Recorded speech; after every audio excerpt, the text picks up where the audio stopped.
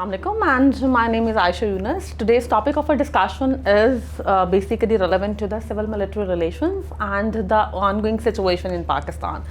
Let me shed some light on Bajwa doctrine and their obviously nitty-gritties. Look, what I'm going to share with you people, वो हम ये discuss करेंगे कि from the day one जब military का एक new chief of army staff change हुआ, बाजवा साहब पावर में आए, तो डेफिनेटली उनके कॉनोटेशंस क्या थे, कंट्री के बारे में उनका विजन क्या था. उसकी रीज़न ये है कि Pakistan is somehow the security state, and from day one we are living under this very umbrella of security state narrative. तो उसमें बहुत इंपॉर्टेंट है कि चीफ ऑफ आर्मी स्टाफ की जो आइडियोलॉजी है वो किस तरह से को अलाइन करती है with the sitting government. So Bajwa doctrine के जो मेजर पॉइंट्स थे जिनको कंसिडरेशन में रखा गया था फ्रॉम डे वन, और जिसको बेसिकली अराउंड द ग्लोब हमने प्रेजेंट करने की भी कोशिश की है, just to make our country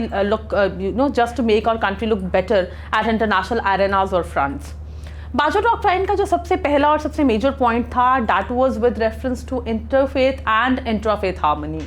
bye interfaith and intrafaith harmony I meant के उनका एक कोर पॉइंट और फोकस ये था कि during my reign and as chief of army staff I need to focus on this very narrative कि पाकिस्तान किस तरह से एक एक्सट्रीमिस्ट स्टेट जो है वो नहीं रह सकता. इसके लिए जो है आप देख लें तहरीक-ए-लब्बैक पाकिस्तान वगैरह के ऊपर भी जो क्रैकडाउन थोड़ा सा किया गया वो उसी का एक आउटकम था. अलॉन्ग विद दैट अगर आप देखो तो ऑब्वियसली अगर मैं बात करूँ इंटरफेथ हार्मनी की, तो करतारपुर कॉरिडोर को जो ओपन किया गया है, that was an outcome of that very narrative कि वर्ल्ड के सामने हमने प्रेजेंट करना था कि no doubt in that we are involve in war on terror, but of course we don't support this kind of extremist ideologies. Interfaith और intrafaith harmony को अगर हम प्रेजेंट करते हैं इंटरनेशनल एरेना पे, और करतारपुर कॉरिडोर वगैरह जिस तरह ओपन हुआ, तो उसकी वजह से रिलीजियस टूरिज्म की एक टर्म जो है वो आइडेंटिफाई की गई पाकिस्तान के अंदर, जिसकी वजह से आज नहीं तो आफ्टर 10-15 ईयर्स आपकी लॉबिंग इंटरनेशनल लेवल पे बहुत स्ट्रांग होगी when it comes to the Sikh community and stuff. Along with that आपको एक पीस जेस्टर मिल जाएगा to communicate with the Hindu community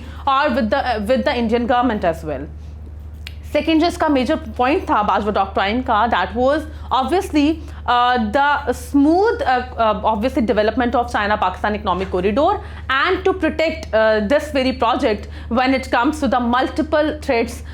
at security fronts. तो बेसिकली उसके लिए चाइना पाकिस्तान इकोनॉमिक कॉरिडोर की सिक्योरिटी को इम्प्रूव करने के लिए, उसको प्रोटेक्ट करने के लिए हमने जितने भी नॉन स्टेट एक्टर्स थे, जितने भी हमें नॉन ट्रेडिशनल सिक्योरिटी थ्रेट्स का एक ऑब्वियसली पर्सपेक्टिव हम फेस कर रहे थे, उसके लिए ही put his best efforts in Balochistan just to minimise the threat. और सी पैक की वजह से एज यू ऑल न्यू आज से 15 ईयर्स या आफ्टर 20 ईयर्स हमें बहुत ज़्यादा बेनिफिट होगा. अच्छा, इसका जो थर्ड पर्सपेक्टिव है, that was peace at borders and obviously friendly relations with neighbours. ये बहुत इंपॉर्टेंट कॉनोटेशन है when it comes to the obviously future prospect of Pakistan. Why is that so? Because we have Afghanistan at one end, और अफगानिस्तान के अंदर past आप देख लें 50 years से आपको वॉर नैरेटिव्स मिलते हैं. We have India at one end obviously, और इंडिया के साथ डे वन से आपकी जो एक पॉलिटिकल एमनॉसिटी है, टेरिटोरियल डिस्प्यूट्स हैं एंड वाटर कॉन्फ्लिक्ट्स हैं, these all are very very important. At one end we have Iran, और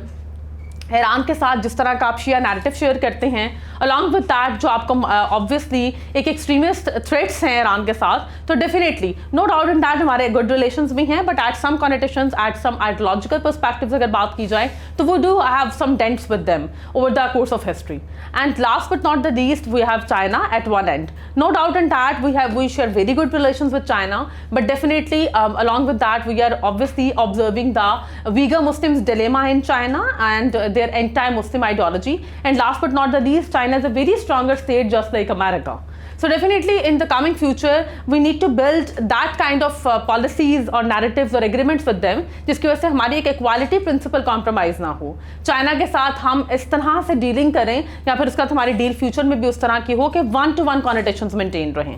सो पीस एंड बॉर्डर्स का मतलब ये था कि अगर पाकिस्तान इन तमाम कंट्रीज़ या नेबरिंग कंट्रीज़ के साथ पीस मेंटेन करता है, we didn't get involve in any kind of war perspective and stuff, तो डेफिनेटली हमारे ट्रेड डिलेमास जो हैं वो रिजॉल्व हो सकते हैं. और जैसे ही आपकी एम्पलनेस इन ट्रेड होगी, इंपोर्ट एक्सपोर्ट डेफिसिट खत्म होगा और उससे ऑटोमेटिकली बैलेंस ऑफ पेमेंट वगैरह का क्राइसिस जो है वो खत्म हो सकता है, एंड इंटरनल डायनामिक्स जो इकोनॉमिक फ्रंट्स के हैं वो भी बेहतर किए जा सकते हैं। इसी के आउटकम में आप देख लें कि आपको पुलवामा अटैक और बहुत सी मल्टीपल एपिसोड्स मिलती हैं, मोदी का एक बहुत एग्रेसिव बिहेवियर टुवर्ड्स पाकिस्तान मिलता है, but we somehow try to maintain the peace at maximum level because we don't want any kind of war, ताकि हम 3D से भी बच सके, deaths, destructions and displacements। अच्छा, इसके बाद जो डॉक्ट्राइन थी, डेफिनेटली बाजवा डॉक्ट्राइन जहाँ पर थोड़ा सा मिसकम्युनिकेट हुआ है और एक जो आपको एक एग्रेशन मिलिट्री के अगेंस्ट देखने को मिलता है, दैट वाज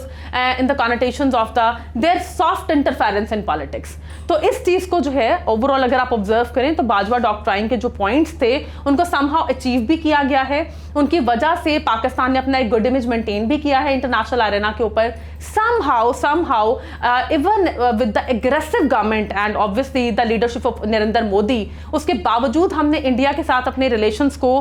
एटलीस्ट एक पेस पे मेंटेन करने की कोशिश की है, उसको डेड एंड की तरफ नहीं जाने दिया। बट जो एक सॉफ्ट इंटरफेरेंस इन पॉलिटिक्स है उसकी वजह से एक जो बैकलैश है वो मिलिट्री को बहुत ज़्यादा फेस करना पड़ रहा है। एंड डेफिनेटली मिलिट्री जो है वो इसलिए इन्वॉल्व होती है पॉलिटिक्स में time and again because somehow your political class is not capable enough to govern the state, and security state narrative की वजह से they always need the backing of the military to govern the state in a better manner. So yes, if you want to maintain these kind of civil military relations, तो ये इसी connotation में हो सकता है जब आपका चीफ ऑफ आर्मी स्टाफ और प्राइम मिनिस्टर जो है वो को-अलाइन होकर चले, वन पेज पॉलिसी हो, यूनिलैटरल व्यूज हो इनके, and last but not the least military और सिविलियन इंस्टीट्यूशंस दोनों ही डेमोक्रेटिक अम्ब्रेलास को, डेमोक्रेटिक इंस्टीट्यूशंस को, डेमोक्रेटिक लेजिस्लेटिव पर्सपेक्टिव्स को देखते हुए अपने अपने इंस्टीट्यूशंस की जो पावर्स हैं, जो फंक्शंस हैं और जो लिमिटेशंस हैं उसको मेंटेन करें। सो ओवरऑल बाजवा डॉक्ट्राइन के कुछ पॉजिटिव्स भी थे जो हमें पता होने चाहिए, सो ऑब्वियसली जिसकी वजह से कंट्री को एज होल बहुत बेनिफिट हुआ है, बट येस जो एक नेगेटिव पर्सपेक्टिव है जो उसके कॉन्सिक्वेंसेज हैं वो भी पता होने चाहिए। So that was the lecture and we will discuss further in the coming videos. Thank you so much.